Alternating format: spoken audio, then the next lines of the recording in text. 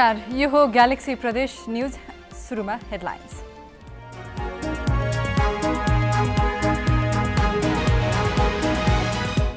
सर्लाहीको फुलजोरमा बस दुर्घटना, 4 जनाको मृत्यु, 30 जना घाइते। उदयपुरमा भएको दुर्घटनामा 14 घाइते।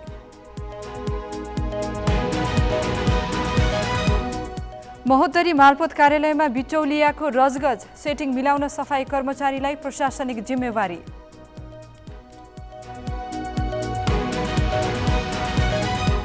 पकेट क्षेत्र घोषणा गरिएको कालीकोटमा उत्पादित तरकारी बिकेन, बजार व्यवस्थापन गरिदिन स्थानीय तहलाई किसानको आग्रह।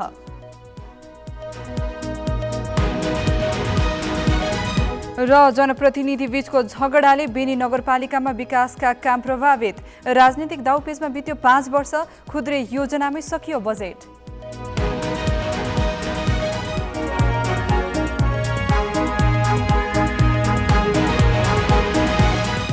अब न्यूज विस्तारमा। पूर्व पश्चिम राजमार्ग अन्तर्गत सर्लाहीको फुलजोरमा बस दुर्घटना हुँदा 4 जनाको मृत्यु भएको छ। सर्लाही स्थित फुलजोर खोलाको पुलबाट बस खस्दा 30 जना घाइते भएका छन्। 4 जनाको शव पोस्टमार्टमका लागि मलङ्गवा पठाइएको छ भने घाइतेको लालबन्दी र रानीगञ्ज स्थित स्वास्थ्य केन्द्रमा उपचार भइरहेको छ। वीरगञ्जबाट जनकपुरतर्फ जाँदै गरेको बस आज बिहान 11:15 बजे पुलबाट खसेको थियो। अगाडिको चक्का पञ्चर भएर बस अनियन्त्रित भई पुलबाट खसेको प्रहरीले जनाएको छ। यस्तै उदयपुरको सिद्धिचरण लोकमार्ग स्थित कटारी घुर्मी सडक खण्डमा फोर्स गाडी दुर्घटना हुँदा 14 जना घाइते भएका छन्। दुर्घटनामा 5 जना गम्भीर घाइते भएका छन् भने घाइतेको कटारी अस्पतालमा उपचार भइरहेको छ। महोत्तरीको मालपोत कार्यालयमा सरसफाई कर्मचारीले प्रशासनिक काम गर्ने गरेका छन्। बिचौलियासँगको मिलेमतोमा सरसफाई कर्मचारीलाई मोठ फाँटमा फाइल पल्ट्याउने जिम्मा दिएको सेवाग्राहीको आरोप छ। कार्यालय सहयोगी र सरसफाई कर्मचारीसँग बिचौलियाको साठगाँठ मिलाइदिने काममा निमित्त कार्यालय प्रमुख लक्ष्मीनारायण ठाकुर नै लागि परेको उनीहरू बताउँछन्। महोत्तरीको जलेश्वर स्थित मालपोत कार्यालय देख्दै अस्तव्यस्त छ। सरसफाई कर्मचारीलाई प्रशासनिक कामको जिम्मा दिइएको छ। बिचौलियासँगको मिलेमतोमा निमित्त कार्यालय प्रमुखले नै सरसफाई कर्मचारीलाई ढड्डा पल्टाउने सम्मको कामको जिम्मा दिएको सेवाग्राही गुनासो गर्छन्। एकातिर सेवाग्राहीको लाम हुन्छ भने अर्कोतिर बिचौलियाले मनोमानी गरिरहेका हुन्छन्। कुन पदमा हो तपाईँ यहाँ? अनि सरसफाइमा पदमा भएको मान्छेले मुखमा गुट्का राखेर फाइल हेर्न मिल्छ यसरी? अहिले पनि त हेर्नु परिरहेको छ तपाईँ त फाइलहरू। यो तपाईँको अधिकार हो, यो फाँट तपाईँको हो, तपाईँले हेर्ने हो यो फाँट? कसले खटायो तपाईँलाई यहाँ? यो फाँटमा काम गर्न कसले भन्यो तपाईँलाई? आफै हो। कार्यालय सहयोगी देवनारायण झा निमित्त कार्यालय प्रमुखले नै सरसफाई कर्मचारीलाई कामको जिम्मेवारी दिएको बताउँछन्। उहाँलाई हातिजाले खटाउनु भएको हो। हाकिम साहबले जति कार्यालयमा काम गर्छ कार्यालयको निर्देशन निर्देशन नै काम गर्छ र उहाँलाई कार्यालयको निर्देशद्वारा आदेश गरेर भन्ने गर्नु।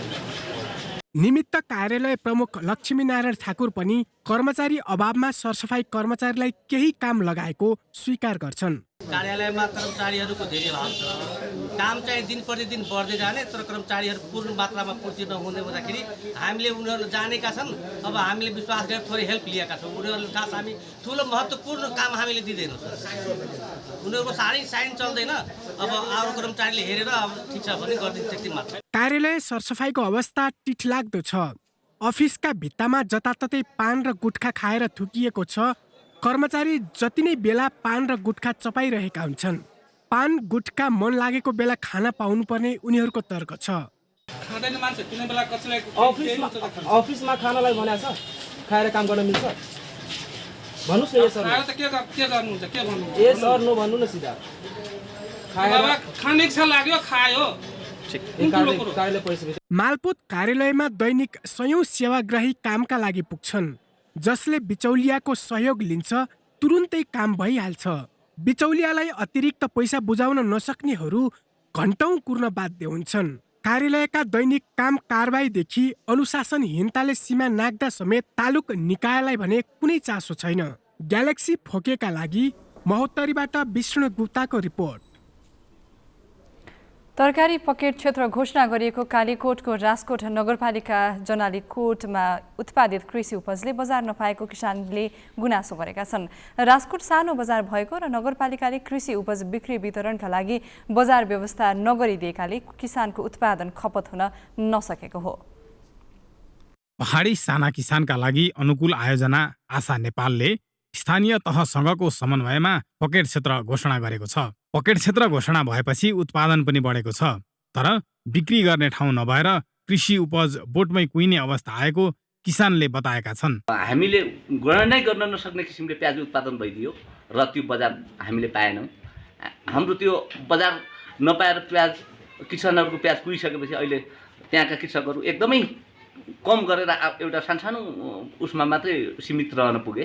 पकेट क्षेत्र घोषणा गरेर किसानलाई प्राविधिक सहयोग भएपछि उत्पादन बढेको छ। निर्वाहमुखी खेतीबाट किसान व्यावसायिक खेतीमा लागेका छन्। किसानले कृषि उत्पादनमा परिवर्तन नै आएको महसुस गरेका छन्। तत्कालका लागि समस्या भए पनि कर्णाली करिडोरमा पुल बनिसकेकाले कृषिमा व्यावसायिकताका कारण ठूलो लाभ लिन सकिनेमा किसान विश्वस्त छन्। बजारको क्षेत्रमा अहिले अब भर्खरै हाम्रो पुल जोडिएको छ, गाडी रोड जोडिएका छन्। अब हामीले बाहिर निर्यात गर्ने, बाहिर पठाउने अब बेला भएको छ। राजकोट नगरपालिकाले किसानको जीवनस्तर माथि उठाउन पकेट क्षेत्र घोषणा गरेर अघि बढेको बताएको छ। ग्रामीण क्षेत्रका जनताको जीवन निर्वाहको आधार नै कृषि भएकाले स्थानीय सरकारले बजारको व्यवस्था गर्ने राजकोट नगरपालिका 2 का अध्यक्ष दयाराम सिमखडा बताउँछन्। राजकोटका गाउँ र टोलमा कृषि पकेट क्षेत्र बनाउने उनको भनाइ छ। आउने दिनहरूमा अझै यहाँ 2 नम्बरका केही बस्तीलाई मात्रै पकेट क्षेत्र बनाउने होइन, थुप्रै यो 2 नम्बर बाहेक अन्य राजकोट नगरपालिकाका वडा नम्बर 1 देखि 9 सम्मका सबै समुदाय, दलित, अल्पसङ्ख्यक, एकदमै के भने विपत्तिमा परेका ती समुदायहरूलाई, एकल महिला पनि हुनुहुन्छ यहाँ, थुप्रै मतलब के भने गरिबीको रेखामुनि रहेका महिलाहरूलाई माथि उठाउनका लागि सबैभन्दा कृषि क्षेत्रसँग जोडेर मात्रै अगाडि बढाउन सकिन्छ भन्ने मेरो 5 वर्षको एउटा अनुभव पनि मैले चाहिँ प्राप्त गरेको छु। गैर सरकारी संस्था आशाले कृषि कार्यक्रम अन्तर्गत कालीकोटका 6 वटा स्थानीय तहका 35 वटा वडामा काम गरिरहेको छ। पकेट क्षेत्र घोषणा भएसँगै सडक सञ्जाल विस्तार र बजार व्यवस्था गर्न सके मात्र किसानले लाभ लिन सक्ने देखिन्छ। ग्यालेक्सी फोकेका लागि कालीकोटको राजकोटबाट लीलाराज सञ्ज्यालको रिपोर्ट। पालो भएको छ रिपोर्ट कार्डको। आजको रिपोर्ट कार्डमा म्याग्दीबाट सन्तोष गौतमको सहयोगमा तयार पारिएको बेनी नगरपालिका सम्बन्धी सामग्री।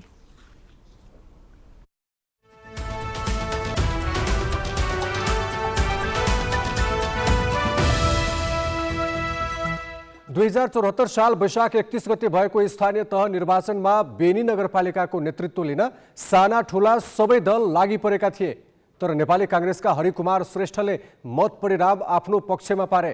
विजयी भएपछि प्रमुख श्रेष्ठले नगरभित्र सडक पूर्वाधार विस्तार, खानेपानी र विद्युतको सुनिश्चितता सहित नगरलाई पर्यटकीय केन्द्रको रूपमा विकास गर्ने बताएका थिए। कतिपय ठाउँहरू छन् जसमा विद्युत लाइन विस्तार हुन सकेका छैन।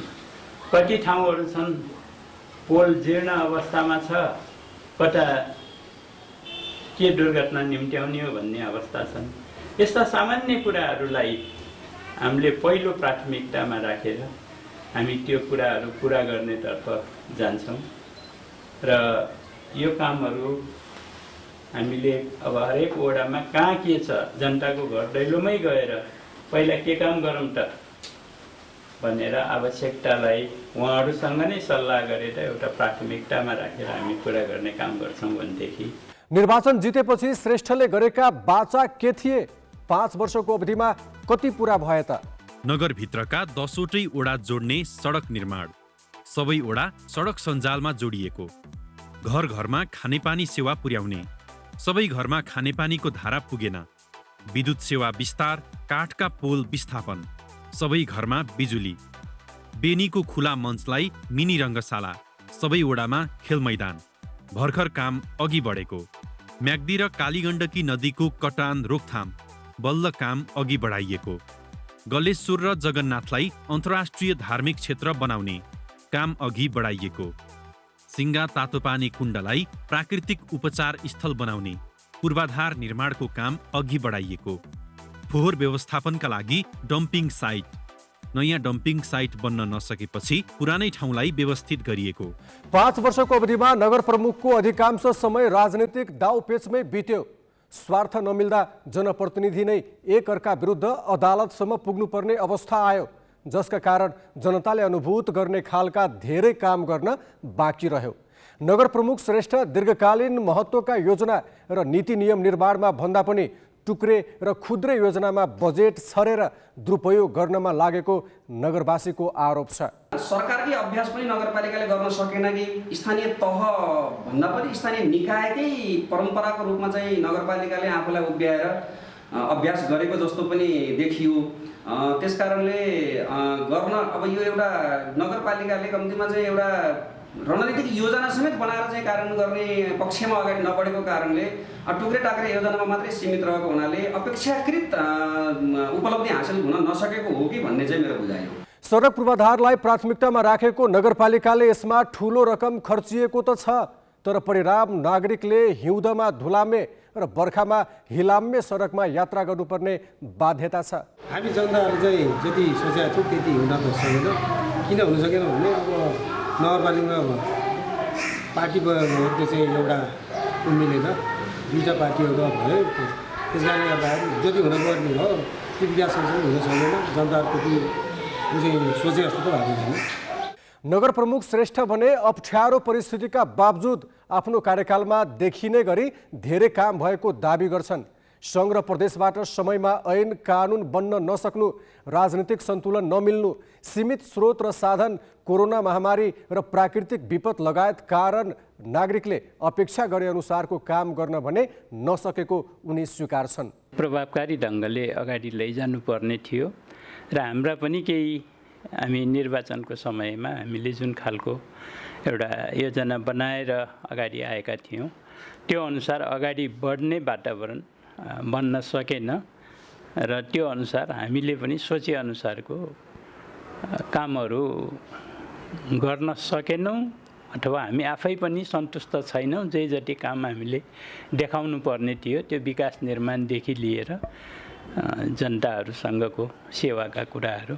स्थानीय तह निर्वाचनमा श्रेष्ठ 5679 मतसहित विजयी भएका थिए भने निकटतम प्रतिस्पर्धी एमालेका प्रमोद श्रेष्ठले 5634 मत ल्याएका थिए। राप्रपाकी बरुवाल 3995 मत ल्याएर उपप्रमुखमा विजयी भएकी थिइन्।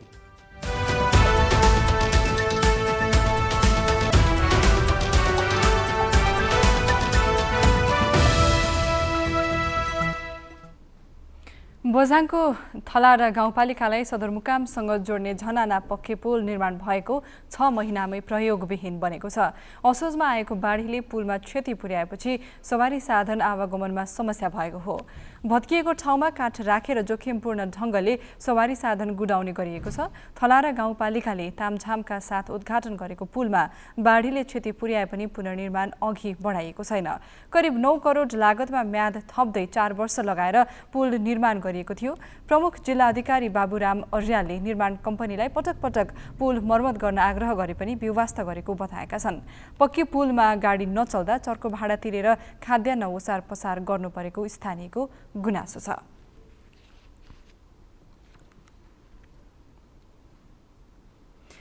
भूकम्पबाट घर भत्केका सिन्धुपाल्चोकको मेलम्ची नगरपालिका गिरान चौरका 62 घरधुरीलाई पक्की घर हस्तान्तरण गरिएको छ। राष्ट्रिय पुनर्निर्माण प्राधिकरण, चौधरी फाउन्डेसन, मेलम्ची नगरपालिका र बस्ती निर्माण समितिद्वारा निर्मित नमडोल ललिङ नमुना एकीकृत बस्ती आज समुदायलाई हस्तान्तरण गरिएको हो। बस्ती निर्माणमा राष्ट्रिय पुनर्निर्माण प्राधिकरणको 3 लाख, चौधरी फाउन्डेसनको 8 लाख र स्थानीयको समेत गरी प्रति घर 13 लाख रुपैयाँ खर्च भएको छ। 4 कोठे पक्की घरमा शौचालय, खानेपानी, विद्युत लगायतको सुविधा छ। भूकम्पले ध्वस्त बनाएका घर पुनर्निर्माण गर्दै एकीकृत रूपमा नयाँ पक्की घर पाएपछि स्थानीय खुसी भएका छन्। शिक्षक सेवा आयोगको परीक्षालाई कारण देखाउँदै दोलखाको बैतेश्वर गाउँपालिकाले 1 साताका लागि पालिकाभित्रका सबै विद्यालय बन्द गर्ने निर्णय गरेको छ। अधिकांश शिक्षक परीक्षाका लागि जिल्ला बाहिर जानुपर्ने भएकाले 1 साताका लागि विद्यालय बन्द गर्ने निर्णय गरिएको गाउँपालिका कार्यालयले जनाएको छ। गाउँपालिकाको शिक्षा समितिको बैठकको निर्णय अनुसार चैत 13 गतेदेखि 18 गतेसम्म सबै विद्यालय बन्द हुनेछन्। शिक्षक हुने विद्यालय भने सञ्चालन हुन सक्ने गाउँपालिकाले जनाएको छ।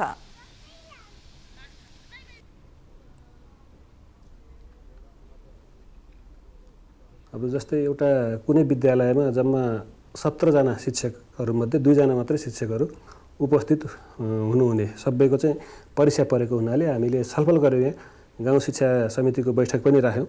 गाउँ शिक्षा समितिको बैठकमा राख्दाखेरि चाहिँ ल हुन्छ यसलाई पछि बर्खे बिताबाट सट्टा अथवा शोध भर्ना हुने गरी यो 6 दिन चाहिँ अब विद्यालय बन्द गर्ने निर्णय गरेका हौँ। दोलखाका अन्य स्थानीय तहले भने विद्यालय बन्द गर्ने निर्णय गरेका छैनन्। सिराहाको मिर्चया स्थित पूर्वपश्चिम राजमार्ग स्थानीयहरूले अवरुद्ध पारेका छन्। सडक पुनर्निर्माण पूर्ण रूपमा भत्किए पनि बनाउन कसैले चासो नदिएपछि स्थानीय आन्दोलित बनेका हुन्। स्थानीय व्यापारी, युवा तथा नागरिक समाजले आइतबार बिहान 9 बजेदेखि 10 बजेसम्म 1 घण्टा राजमार्ग अवरुद्ध पारे। राजमार्ग पूर्ण रूपले भत्किँदा दुर्घटना बढेको छ भने धुवा धुलोले स्थानीय आजित बनेका छन्। यसले स्वास्थ्यमा मात्र नभई व्यवसायमा समेत असर परेको स्थानीय व्यवसायीले गुनासो गरेका छन्।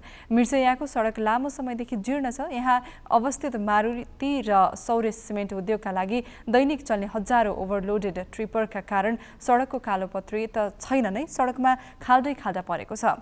अर्कोतर्फ मिर्चयामा सतह ढल निर्माण गरिरहेको बिकोई बिल्डर्स योगी जेवीको खाल्डो खने तर अलपत्र छाडिदिने प्रवृत्तिका कारण मिर्चया झन अस्तव्यस्त बनेको छ। अब बाँकी न्युज। गुल्मीको गुड र खुदो देशभित्र मात्र होइन विदेशमा समेत प्रख्यात छ। उखु पेलेर गुड बनाउने प्रचलन हराउँदै गएको अवस्थामा अहिले सहर बजारमा चिनीबाट बिस्तारै गुड तथा खुदोमा आकर्षण बढ्न थालेको छ। माग बढेसँगै गुल्मीका किसानलाई उखुबाट गुड तथा खुदो बनाउन भ्याइ नभ्याइ छ। गुल्मी छत्रकोटका 47 वर्षीय नीलकण्ठ नेउपाने यति बेला उखु पेलेर खुदो र गुड बनाउन व्यस्त छन्। पुर्ख्यौली पेसालाई उनले आधुनिकीकरण गरी व्यावसायिक रूप दिएका हुन्। पहिले गोरु मार्फत कोलमा उखु पेल्ने चलन थियो, जसले समय र जनशक्ति धेरै खर्च हुने गर्थ्यो। अहिले प्रविधिको विकाससँगै उनले मेसिनबाटै उखु पेलेर गुड र खुदो बनाउँछन्। उनको फर्ममा 20 जनाले रोजगारी समेत पाएका छन्। व्यवसाय गर्दै गर्दा कमसेकम मैले 50 घर दोरीलाई यो उखु लगाउने र उसको खरिद दिने एउटा, अर्को गएर कमसेकम 10 देखि 20 जनालाई रोजगार यसले दिएको छ, अप्रत्यक्ष र प्रत्यक्ष रूपमा। उखुको रसबाट उत्पादित गुड तथा खुदोको माग नेपालसँगै विदेशमा पनि बढ्दो छ। गुड र खुदो सुगरका बिरामीले पनि खान मिल्ने भएकाले यसको बजारीकरणमा कुनै समस्या छैन। छत्रकोटकै हुमानाथ पन्तले वार्षिक करिब 50 लाख बराबरको उखु, खुदो र गुडको कारोबार गर्छन्। खर्च कटाएर पनि 7 देखि 10 लाख आम्दानी गर्छन्। तर उखु कृषकलाई सरकारले चासो नदिएको बारे भने उनको गुनासो छ। व्यापारको लागि तीव्र गति छ, जसले सुगर भएको पनि खान हुँदाखेरि अहिले बजारमा यो बढी गएको छ। गुड जस्तै मसला नहालेको गुड चियाको लागि ठाँड गएर राम्रो सामान, कोही काठमाडौँ कोही विदेशमा पनि गुडहरू गएको छ। यो गर्न सके जति पनि छ, तर किसानको लागि नहुँदाखेरि, किसानको लागि जो नहुँदाखेरि एउटा मर्का त्यो हो। किसानलाई पनि हुने, गर्नेलाई पनि हुने भए हो के अरे। सरकारले हेर्दै हेर्दैन, सरकार नहेरेपछि अब गुल्मीका 800 हेक्टरमा उखु खेती हुँदै आएको छ। उखु प्रवर्धनकै लागि विभिन्न ठाउँमा पकेट क्षेत्र समेत निर्माण गरिएको छ। गुल्मीको छत्रकोट र रुरु क्षेत्र गाउँपालिका उखुका लागि पकेट क्षेत्र हुन्। रुरु क्षेत्र र बलेटक्सारतिरका किसानहरूमा लगभग 25-30वटा चाहिँ व्यावसायिक रूपमा प्रशोधन र बजारीकरणमा रहेको किसानहरू रहनु भएको छ। र कृषि ज्ञान केन्द्रबाट पनि हामीहरूले यो उखुको प्रवर्धनको लागि गत वर्ष चाहिँ रुरु क्षेत्रमा ब्लक कार्यक्रम सञ्चालित रहेको थियो। पहिले स्थानीयले रिडीको माघे संक्रान्ति मेलामा गुड व्यापार गर्थे। अहिले रिडीसँगै पाल्पा, बुटवल, पोखरा, काठमाडौँ हुँदै विदेशसम्म पनि दिगाम र थानपत्तीको थोर्गेली गुड र खुदो पुग्ने गरेको छ। अहिले पारिवारिक उपयोगदेखि आफन्तलाई कोसेलीका रूपमा पठाउन गुड तथा खुदोको प्रयोग बढ्न थालेको छ। ग्यालेक्सी फोकेका लागि गुल्मीबाट अजय खड्काको रिपोर्ट। ग्यालेक्सी प्रदेश न्युज सक्नु अघि हेडलाइन्स।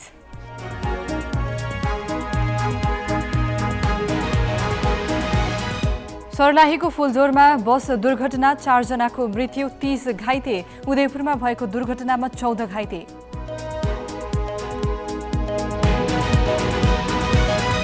महोत्तरी मालपोत कार्यालयमा बिचौलियाको रजगज सेटिङ मिलाउन सफाई कर्मचारीलाई प्रशासनिक जिम्मेवारी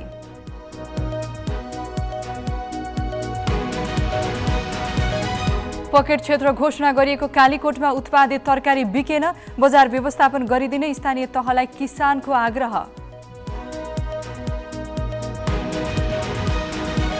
र जनप्रतिनिधि बीचको झगडाले बेनी नगरपालिकामा विकासका काम प्रभावित राजनैतिक दाउपेचमा बित्यो 5 वर्ष खुद्रे योजनामै सकियो बजेट